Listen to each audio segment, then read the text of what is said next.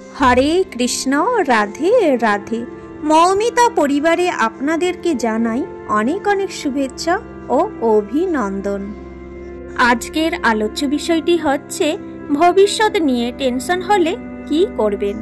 প্রেমানন্দ মহারাজজির কিছু কথা আজকের এই ভিডিওর মাধ্যমে আপনাদেরকে শোনাতে চলেছি। শ্রোতা বন্ধুরা, আপনারা পুরো ভিডিওটি প্রথম থেকে শেষ পর্যন্ত খুব মনোযোগ সহকারে শ্রবণ করবেন। আপনাদের কিন্তু এই ভিডিও বা কথাগুলো অনেক ভালো লাগবে।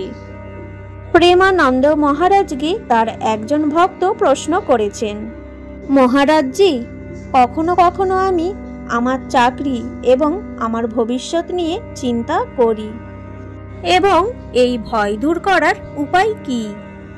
এটা শুনে প্রেমানন্দ মহারাজ চিরদাকে বলছেন, যতক্ষণ না ভগবানের উপর বিশ্বাস হয় ততক্ষণ জীব তার নিজের সামর্থ্য অনুযায়ী চিন্তা করে এবং তখনই সে সমস্যায় পড়ে যায়। দেখো, আমি তোমাকে একটা ঘটনা বলি। মহাভারতের যুদ্ধে যখন পিতামহ ভীষ্ম কৌরব পক্ষের সেনাপতি হয়েছিলেন, তখন প্রতিদিন 1000 মহারথীকে হত্যা করতেন, কিন্তু পাণ্ডবদের একজনকেও আঁচড় কাটতে পারতেন না। দুর্যোধন এতে জ্বলে উঠত। প্রত্যেক দিন সন্ধ্যাবেলায় যুদ্ধের ফল জানার পর দুর্যোধন বলতো, ভীষ্মের মতো একজন সেনাপতি থাকা সত্ত্বেও পাণ্ডবদের একজনও মারা গেল না। সে এই নিয়ে প্রতিদিন ভীষ্মজির শিবিরে গিয়ে ঝগড়া করত।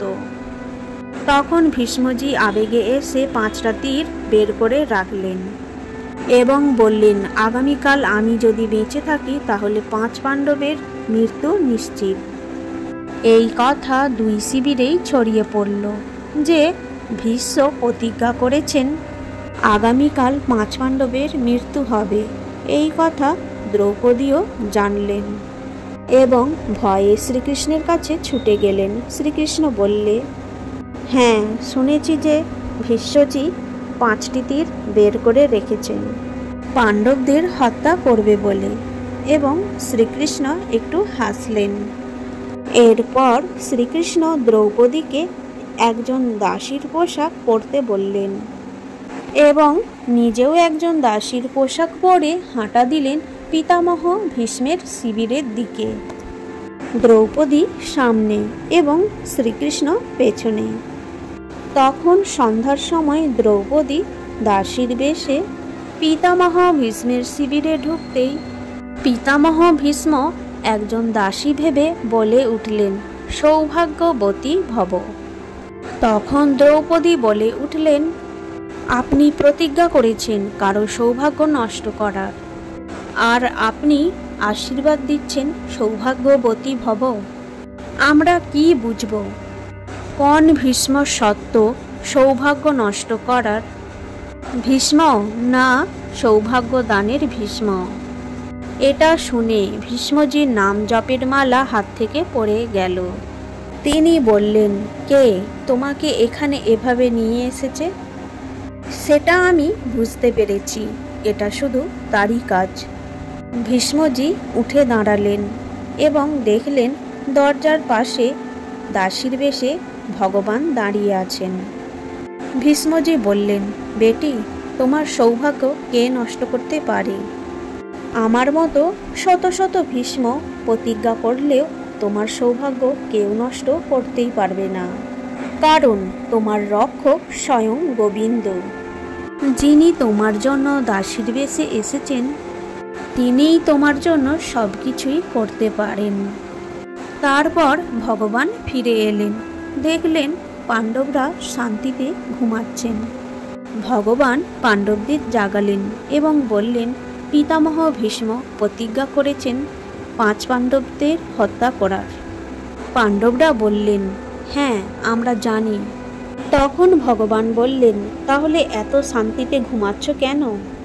পাণ্ডবরা বললেন, যার আপনিই রক্ষক, তারা তো নিশ্চিন্তে ঘুমাবে না তো কি করবে?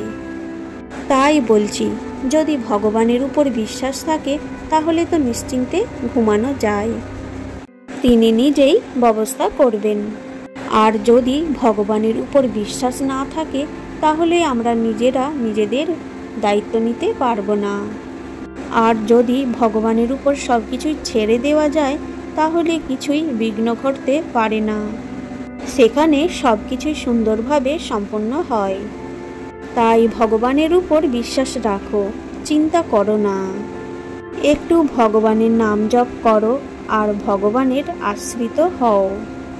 ভগবানের ইচ্ছায় যা হবে সেটা ভালোই হবে, কারণ ভগবান হলেন মঙ্গল ভবন, অমঙ্গল নাশক। তাই যে ভগবানের নাম জপ করে তার অমঙ্গল কখনো হতে পারে না। তাই কোনো কিছু নিয়ে বেশি চিন্তা হলে সেই দুশ্চিন্তাগুলি ভগবানের উপর ছেড়ে দাও, কিন্তু তার মানে এমনটা নয় যে তুমি কিছুই কাজ করবে না। একটা কথা মনে রেখো, ভগবান তাকেই সাহায্য করে যে নিজে নিজেকে সাহায্য করে। তাই চেষ্টা করে যাও, আর পরে কি হবে সেটা ভগবানের উপর ছেড়ে দাও। শ্রোতা বন্ধুরা, প্রেমানন্দ মহারাজ আমাদেরকে এটাই বোঝাতে চেয়েছেন, যতক্ষণ পর্যন্ত ভগবানের উপর বিশ্বাস না হবে ততক্ষণ মন ভয়ে এবং দুশ্চিন্তায় ভরে থাকবে। ভগবানের উপর সম্পূর্ণ বিশ্বাস থাকলে তিনিই সব ঠিক করে দেবেন। আজকের এই ভিডিওটি এই পর্যন্তই থাকলো। সকলেই ভালো থাকবেন, সুস্থ থাকবেন। এই ভিডিওটি শ্রবণে আপনার যদি অনেকটা ভালো লাগে তাহলে একটি লাইক এবং কমেন্টে জানান জয় শ্রী কৃষ্ণ। আর আপনি যদি এই চ্যানেলের নতুন বন্ধু হয়ে থাকেন তাহলে চ্যানেলটিকে সাবস্ক্রাইব করে পাশে থাকা বেল আইকনটি ক্লিক করে রাখুন, যাতে আমার সমস্ত রকম ভিডিও কিন্তু আপনি খুব সহজেই পেয়ে যাবেন। আর আমার সাথে একটিবার হলেও ভালোবেসে শ্রদ্ধা মনে বলুন রাধে রাধে।